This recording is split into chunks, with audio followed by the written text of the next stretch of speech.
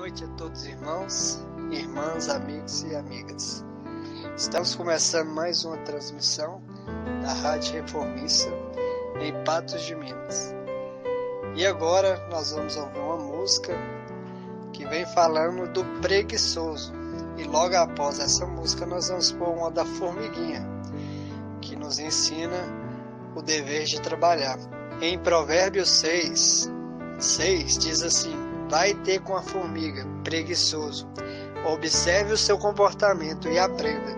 Então vamos aprender com essas duas músicas. Uma falando do preguiçoso e outra falando da formiguinha.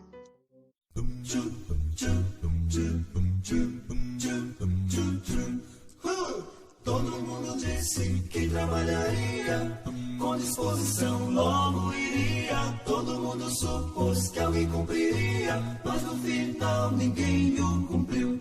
Todo mundo disse que trabalharia, com disposição logo iria. Todo mundo supôs que alguém cumpriria, mas no final ninguém o cumpriu. Bom veio dizer que eu deveria sim demonstrar que não sou hipócrita, mas não teve tempo de fazer suas coisas e me disse: trabalha então tu. Eu não disse que trabalharia, não eu, com disposição logo iria. Todo mundo supôs que alguém cumpriria, mas no final ninguém o cumpriu. Todo mundo disse que trabalharia, não eu, com disposição logo iria. Todo mundo supôs que alguém cumpriria, mas no final ninguém o cumpriu. Outro irmão veio dizer sim, vem me ajudar-me. Se uma bênção quiser receber de Deus, tenho algo que não posso terminar, é melhor fazê-lo você. Disse que trabalharia, não eu, com disposição logo iria. Todo mundo supôs que alguém cumpriria, mas no final ninguém o cumpriu. Todo mundo disse que trabalharia, não eu, com disposição logo iria. Todo mundo supôs que alguém cumpriria, mas no final ninguém o cumpriu. Não pude fazer porque estive ocupado. Alguém deveria realizá-lo. Todos deveriam sim fazê-lo, mas ninguém o fez.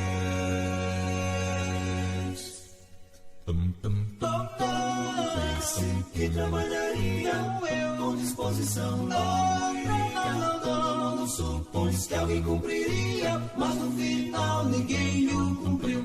Todo mundo disse que trabalharia, com disposição logo iria. Todo mundo supôs que alguém cumpriria, mas no final ninguém o cumpriu. Mas no final ninguém o cumpriu.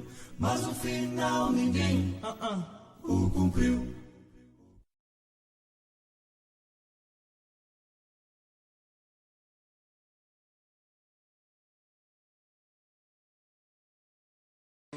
A formiguinha corta folha e carrega. Quando uma deixa, a outra pega. A formiguinha corta folha e carrega. Quando uma deixa, a outra pega. Oh, que mistério glorioso! Uma formiguinha ensinando um preguiçoso. Oh, que mistério glorioso!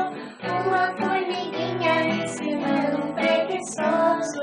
Deus não quer preguiçoso em sua obra. Deus não quer preguiçoso em sua obra. Deus não quer preguiçoso em sua obra.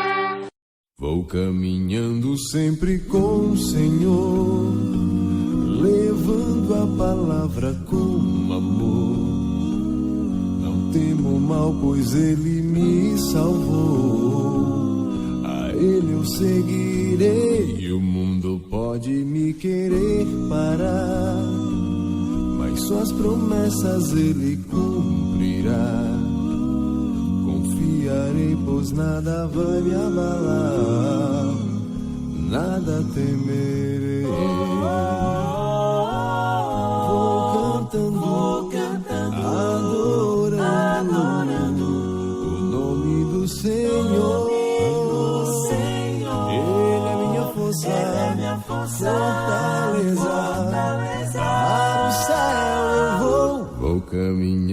sempre com o Senhor, levando a palavra com amor.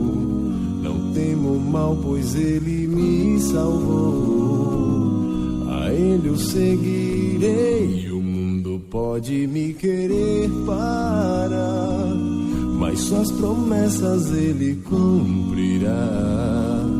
Confiarei, pois nada vai me abalar, nada temerei. Vou cantando, adorando o nome do Senhor. Ele é minha força, fortaleza. Para o céu eu vou.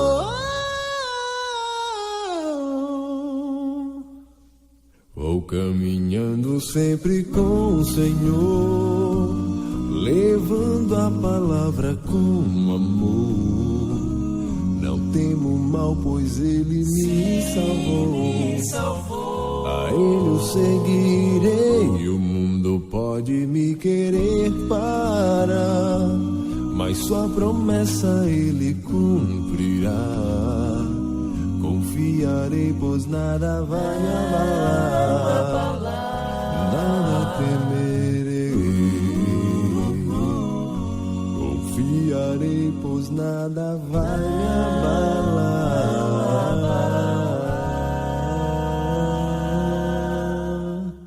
nada temerei.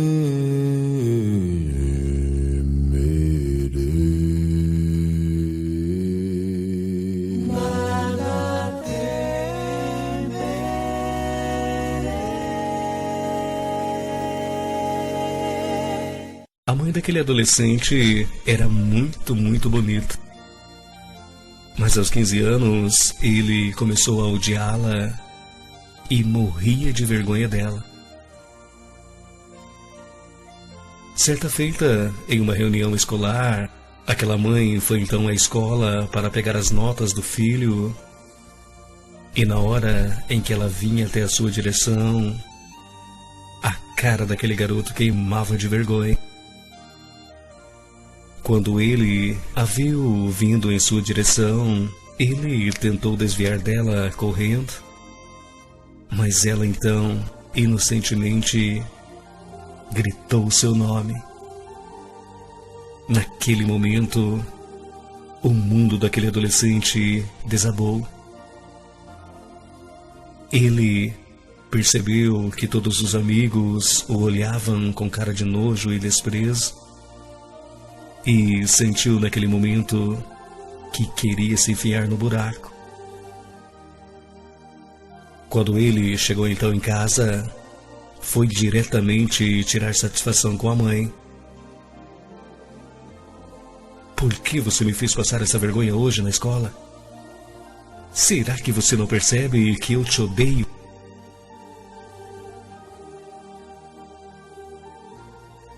Aquela mãe, chateada, foi então para a cozinha preparar um lanche.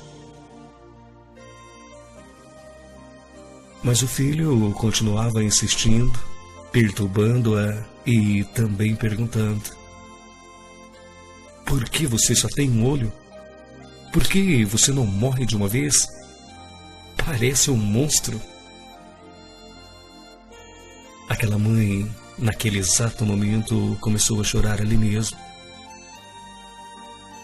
Ela não conseguia entender por que seu próprio filho a rejeitava tanto.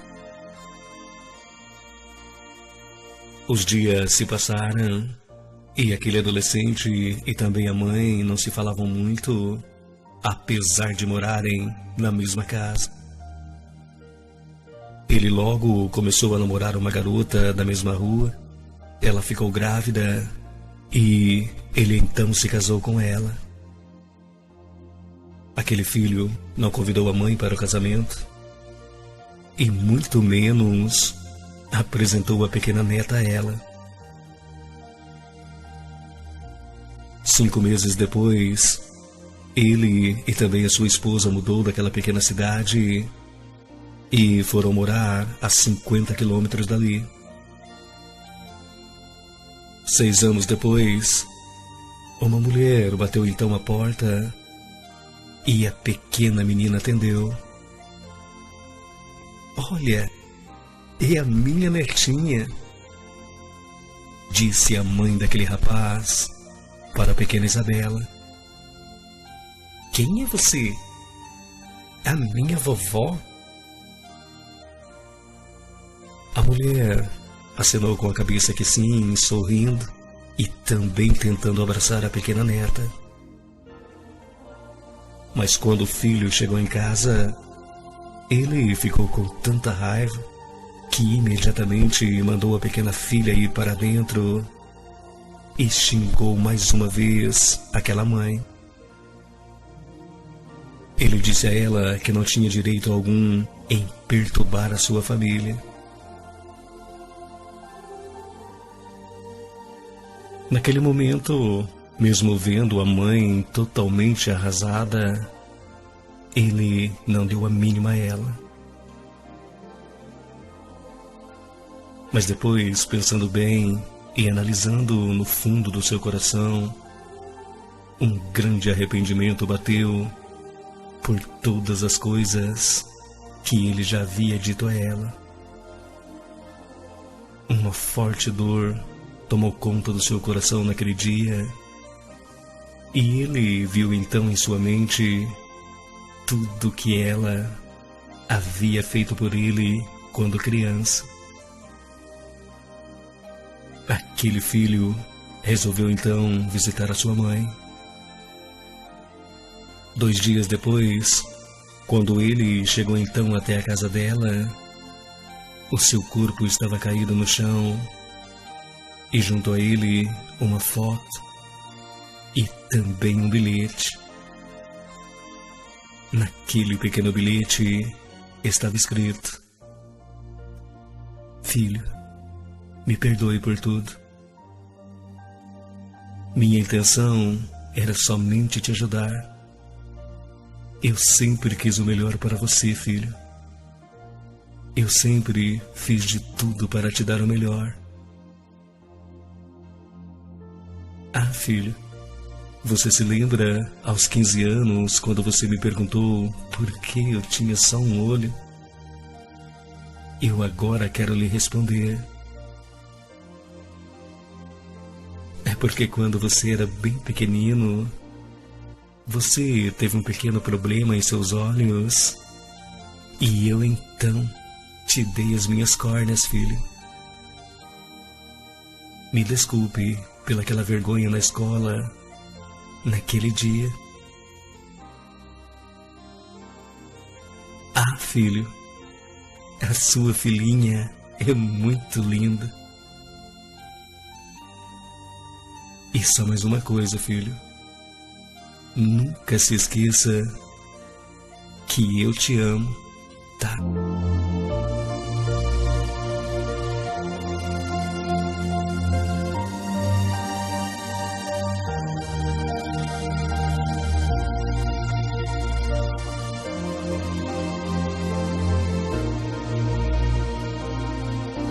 Lembre-se, nunca despreze as pessoas que te amam, pois elas podem estar fazendo grandes sacrifícios hoje por você.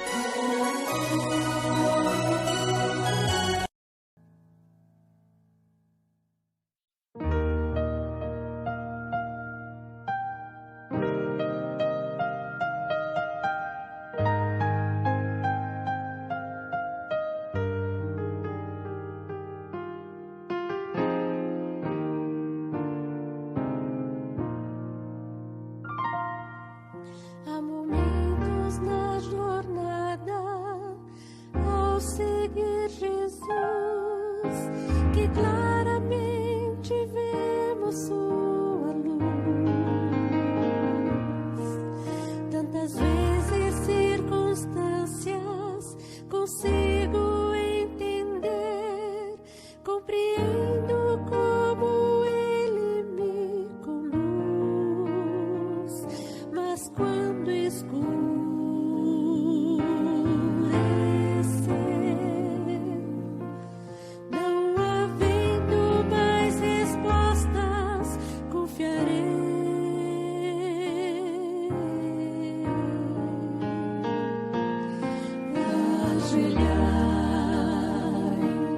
confiai só em teu Pai, se a resposta se perder na escuridão. Ajoelhai e olhai para este que segura a eternidade em suas mãos. E quando não entender seu plano, seu querer, na presença do teu Rei, ajoelhai.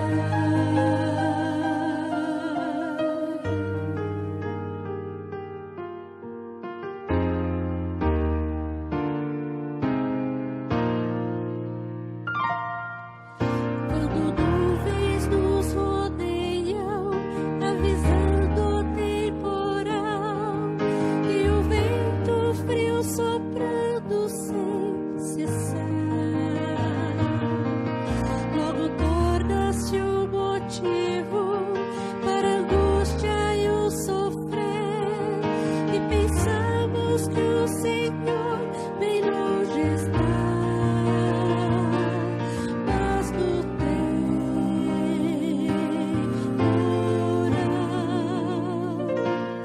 é que vamos pôr em prova nossa fé.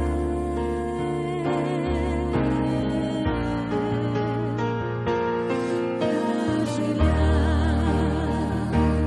confiai só em teu Pai, se a resposta se perder na escuridão. Ajoelhai e olhai para este que segura a eternidade em suas mãos. E quando não entender seu plano, seu querer, na presença do teu Rei, ajoelhai, confiai só em teu Pai, se a resposta se perder na escuridão. Ajoelhai e olhai para este que segura a eternidade em suas mãos. E quando não entender seu plano, seu querer, na presença do teu Rei, ajoelhai, ajoelhai, ajoelhai.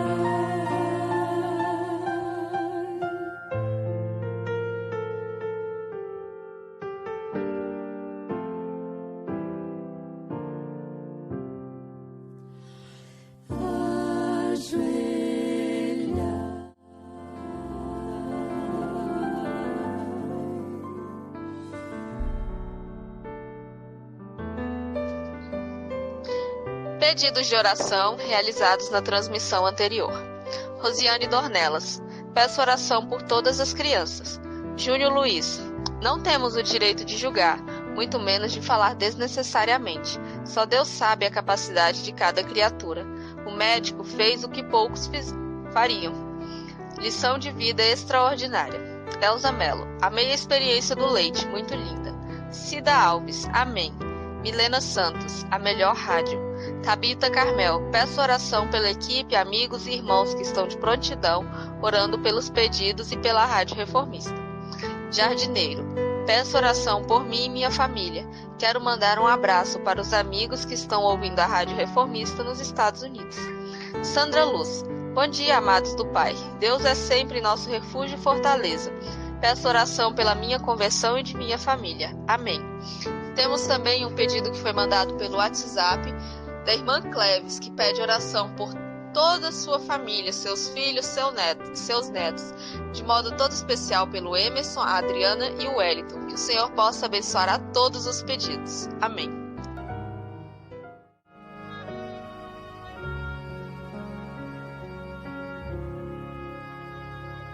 Pensando nos passos do meu Salvador, eu sinto quão fraco eu sou.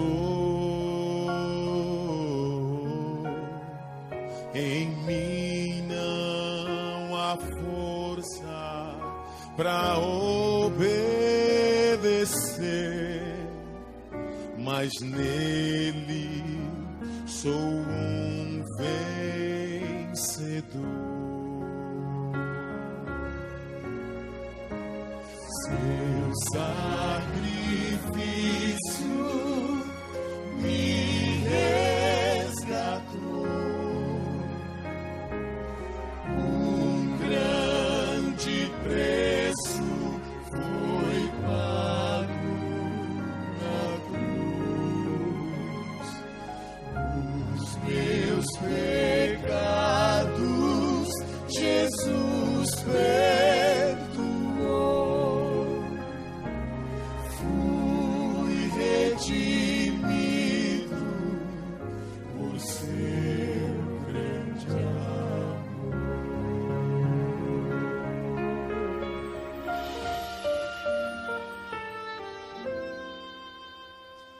Um amor glorioso eu vou proclamar. Fui salvo por preço real, remido por Cristo em sua morte na cruz. Desfruto a paz eterna. Seu sacrifício me resgatou, um grande preço foi pago na cruz.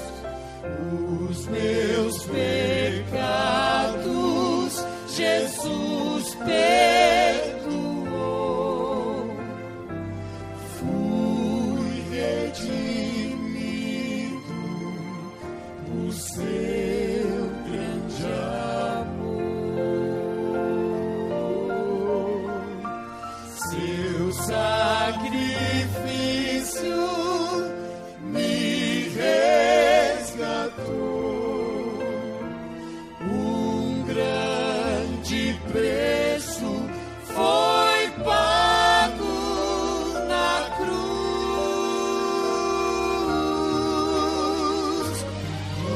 Os meus pecados Jesus perdoou, fui redimido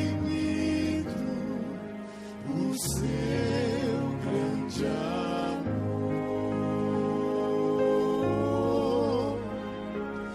Fui redimido por seu grande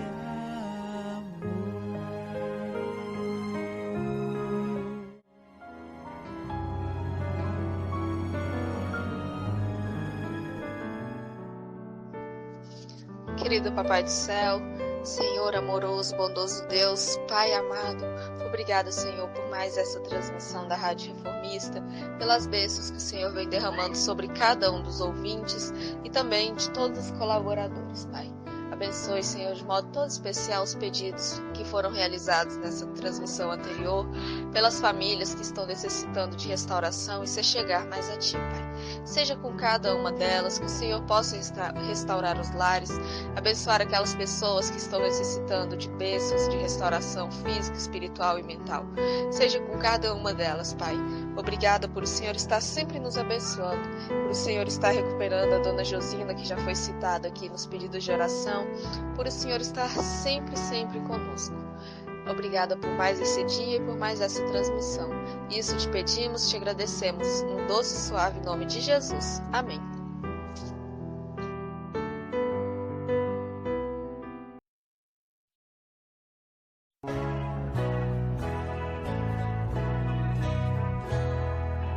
Minha vida vai, Senhor, consagrada ao teu labor.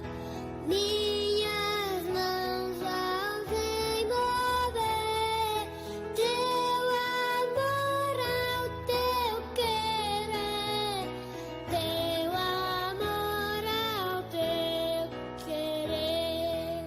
Toma, Deus, as minhas mãos, os meus pés e os lábios meus, e em favor dos meus irmãos, hajam sempre com amor, com prazer por onde for.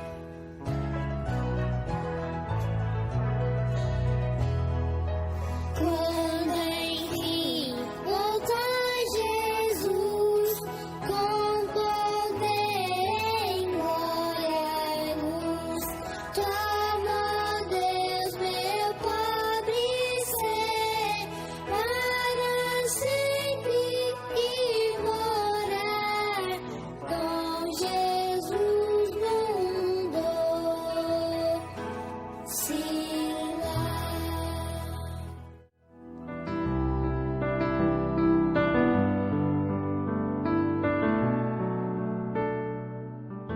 Capítulo 2. A criação. Pela palavra do Senhor foram feitos os céus e todo o exército deles pelo espírito da sua boca. Porque falou, e tudo se fez. Mandou, e logo tudo apareceu. Lançou os fundamentos da terra, para que não vacile em tempo algum. Salmo 33, versos 6 e 9. E Salmo 104, verso 5. Quando a terra saiu das mãos de seu Criador, era extraordinariamente bela. Variada era sua superfície, contendo montanhas, colinas e planícies, entrecortadas por majestosos rios e formosos lagos.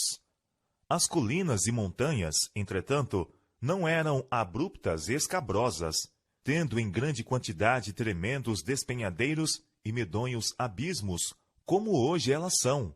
As arestas agudas e ásperas do pétreo arcabouço da terra estavam sepultadas por sob o solo fértil, que por toda parte produzia um pujante crescimento de vegetação. Não havia asquerosos pântanos, nem áridos desertos. Graciosos arbustos e delicadas flores saudavam a vista aonde quer que esta se volvesse. As culminâncias estavam coroadas de árvores mais majestosas do que qualquer que hoje exista. O ar, incontaminado por miasmas perniciosos, era puro e saudável.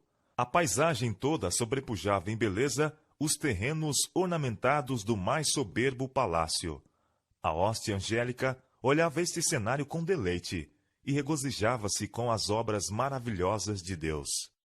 Depois que a terra com sua abundante vida animal e vegetal fora suscitada à existência, o homem, a obra coroadora do Criador, e aquele para quem a linda terra foi preparada, foi trazido em cena.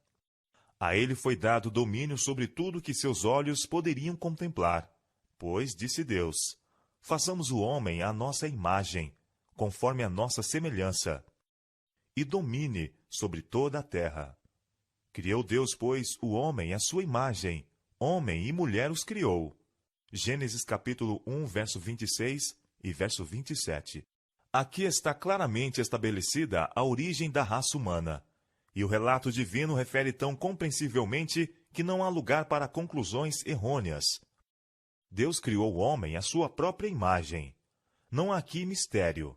Não há lugar para a suposição de que o homem evoluiu, por meio de morosos graus de desenvolvimento, das formas inferiores da vida animal ou vegetal.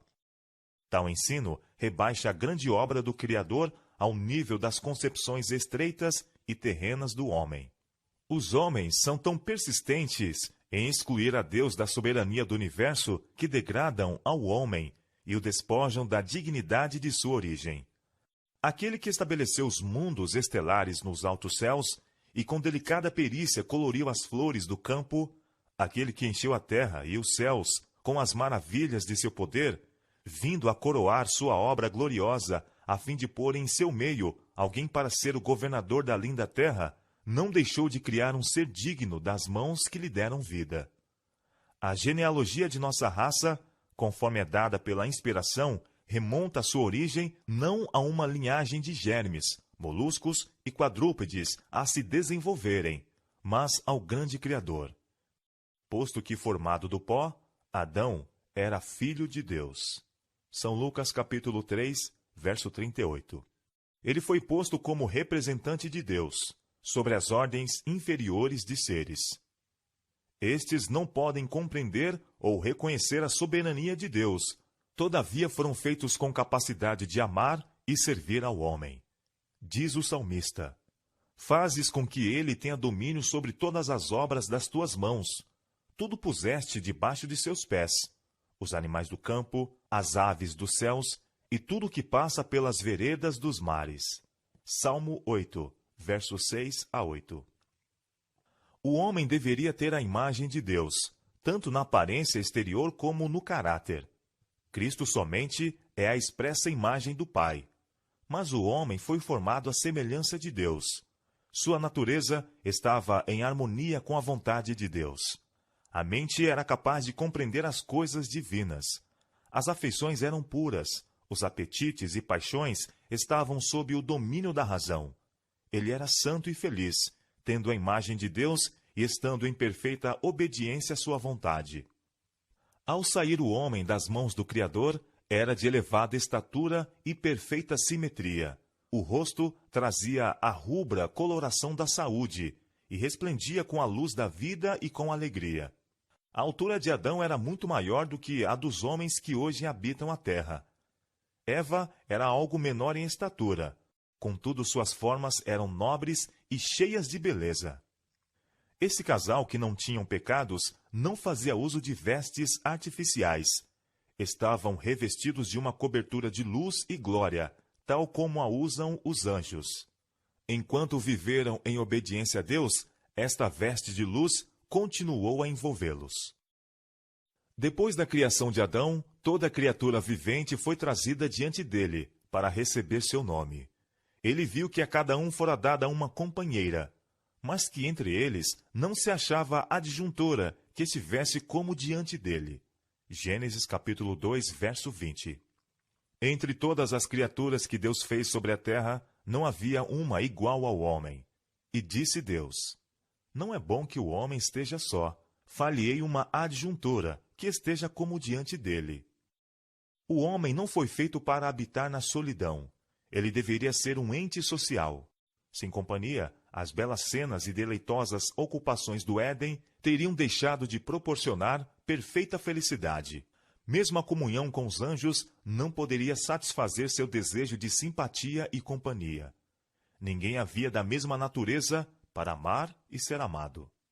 O próprio Deus deu a Adão uma companheira, proveu-lhe uma adjuntora, a adjuntora esta que lhe correspondesse, a qual estava em condições de ser sua companheira, e que poderia ser um com ele, em amor e simpatia.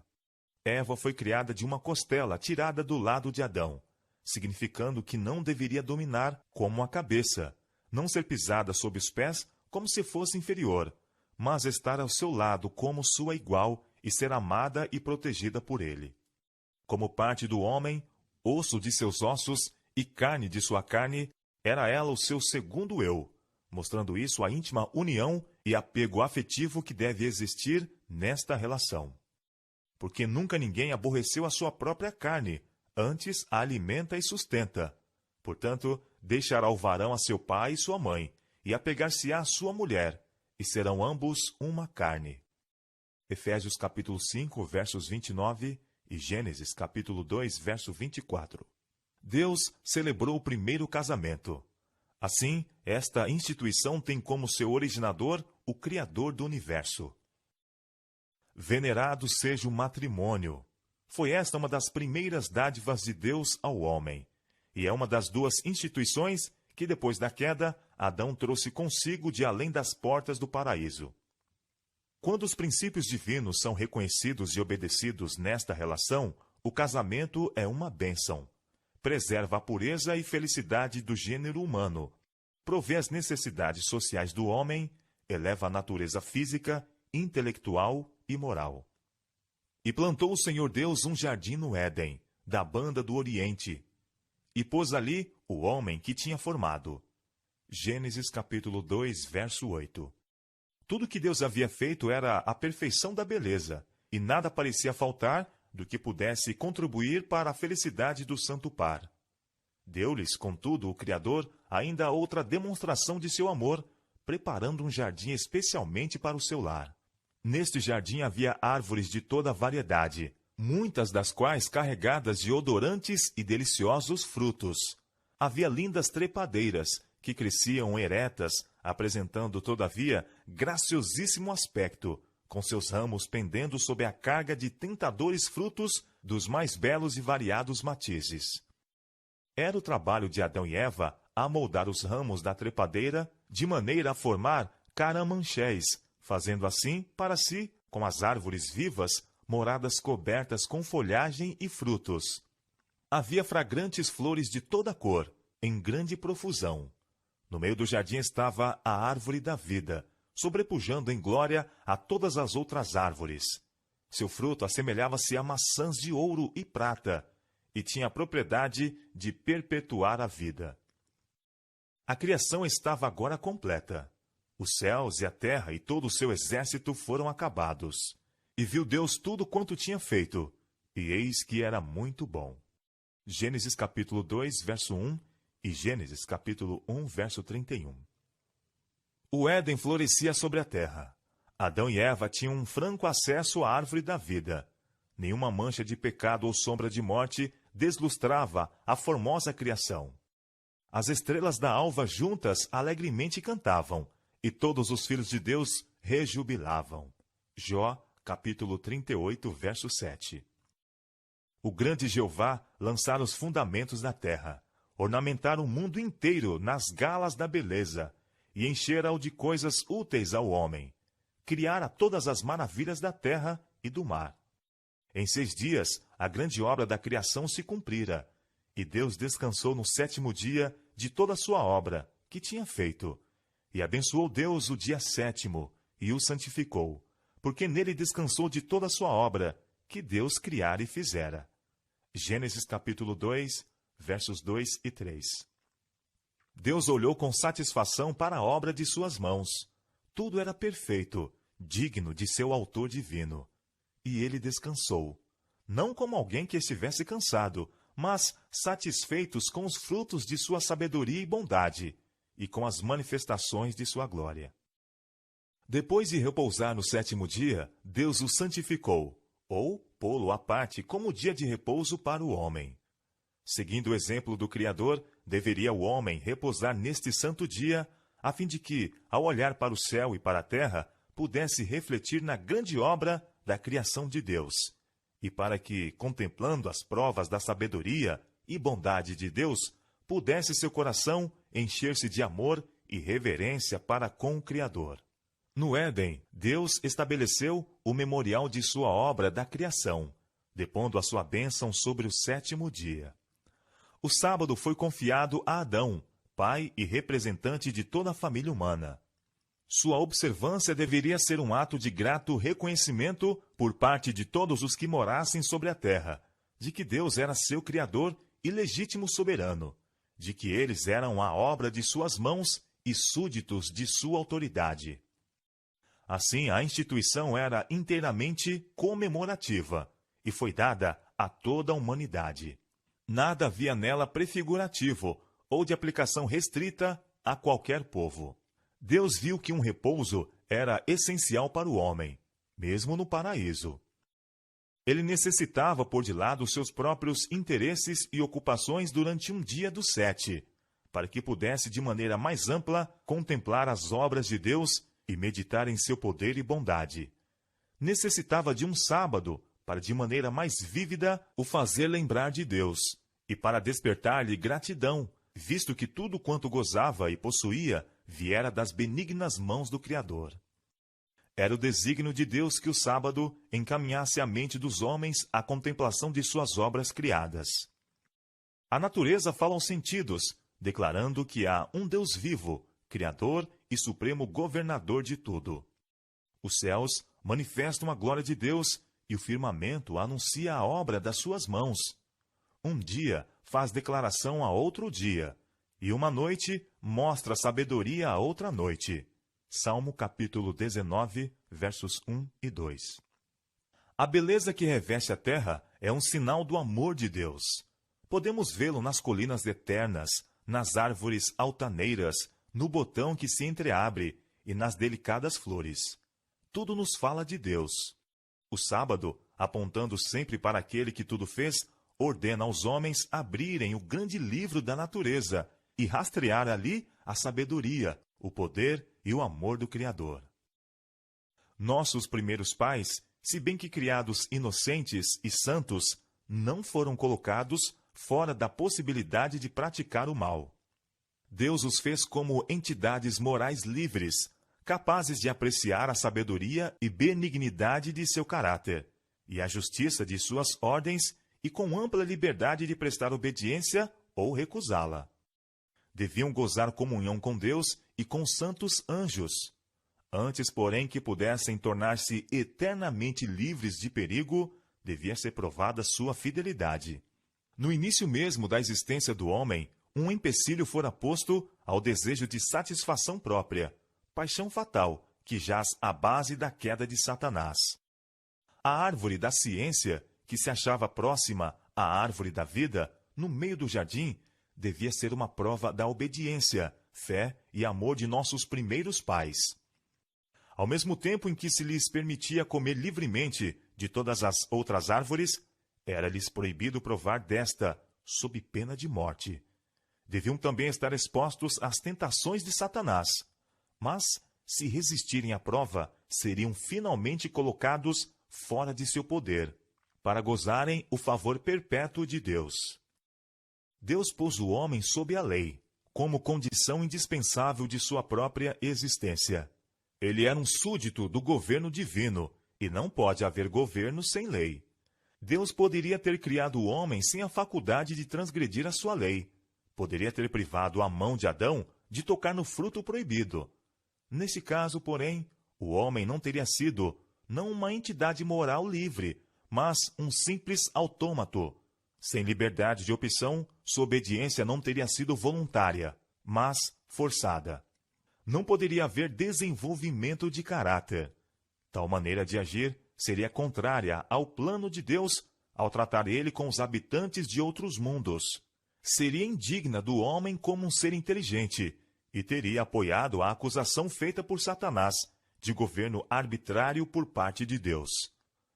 Deus fez o homem reto, deu-lhe nobres traços de caráter, sem nenhum pendor para o mal, dotou-o de altas capacidades intelectuais e apresentou-lhe os mais fortes incentivos possíveis para que fosse fiel a seu dever.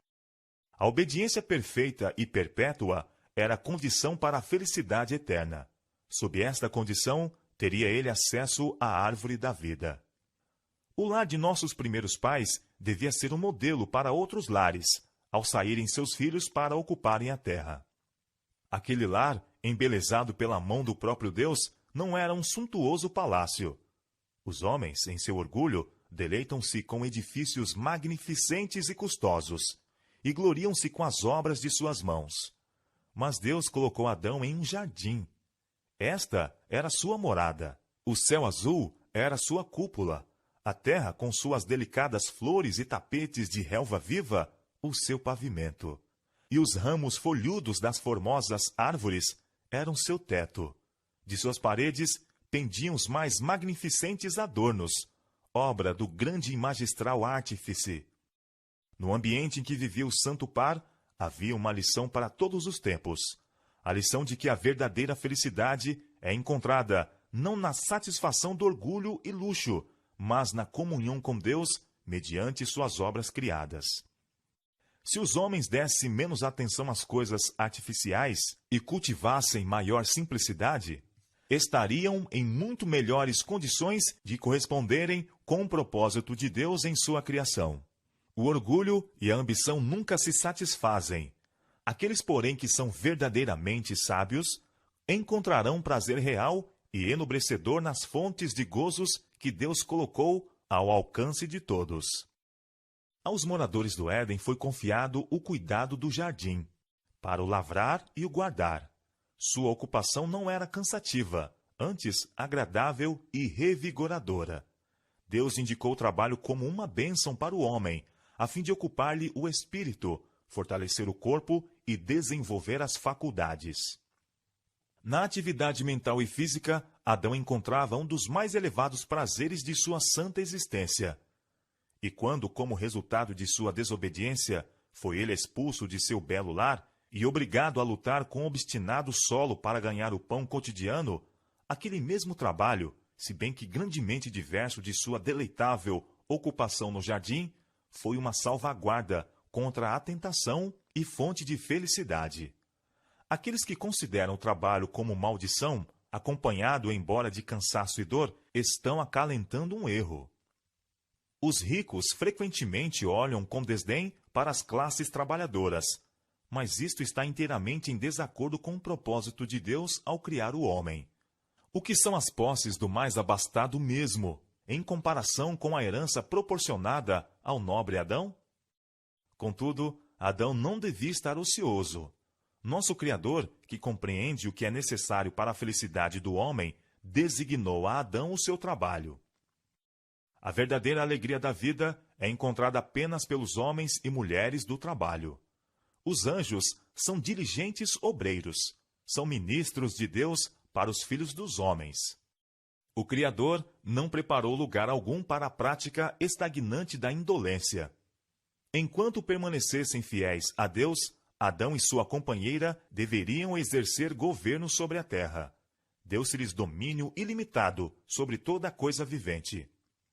O leão e o cordeiro brincavam pacientemente em redor deles, ou deitavam-se-lhes aos pés. Os ditosos pássaros esvoaçavam ao seu redor sem temor. E ao acenderem seus alegres cantos em louvor ao Criador, Adão e Eva uniam-se a eles em ações de graças ao Pai e ao Filho. O Santo Par não era apenas filhos sob o cuidado paternal de Deus, mas estudantes a receberem instrução do Criador toda sabedoria. Eram visitados pelos anjos e concedia-se-lhes comunhão com seu Criador sem nenhum véu obscurecedor de permeio. Estavam cheios do vigor comunicado pela árvore da vida, e sua capacidade intelectual era apenas pouco menor do que a dos anjos. Os mistérios do universo visível, maravilhas daquele que é perfeito nos conhecimentos, conferia-lhes uma fonte inesgotável de instrução e deleite. As leis e operações da natureza, que têm incitado o estudo dos homens durante 6.000 anos, estavam-lhes abertas à mente pelo infinito construtor e mantenedor de tudo. Entretinham conversa com a folha, com a flor e a árvore, aprendendo de cada uma os segredos de sua vida. Com cada criatura vivente, desde o poderoso Leviatã que folga entre as águas, até o minúsculo inseto que flutua no raio solar, era Adão familiar. Havia dado a cada um seu nome e conhecia a natureza e hábitos de todos. A glória de Deus nos céus, os mundos inumeráveis em suas ordenadas revoluções, o equilíbrio das grossas nuvens, os mistérios da luz e do som, do dia e da noite, tudo estava patente ao estudo de nossos primeiros pais. Em cada folha na floresta, ou pedra nas montanhas, em cada estrela brilhante, na terra, no ar e no céu, estava escrito o nome de Deus. A ordem e a harmonia da criação falavam-lhes de sabedoria e poder infinitos. Estavam sempre a descobrir alguma atração que lhes enchia o coração de mais profundo amor e provocava novas expressões de gratidão. Enquanto permanecessem fiéis à lei divina, sua capacidade para saber, gozar e amar aumentaria continuamente. Estariam constantemente a adquirir novos tesouros de saber, a descobrir novas fontes de felicidade e a obter concepções cada vez mais claras do incomensurável, infalível amor de Deus.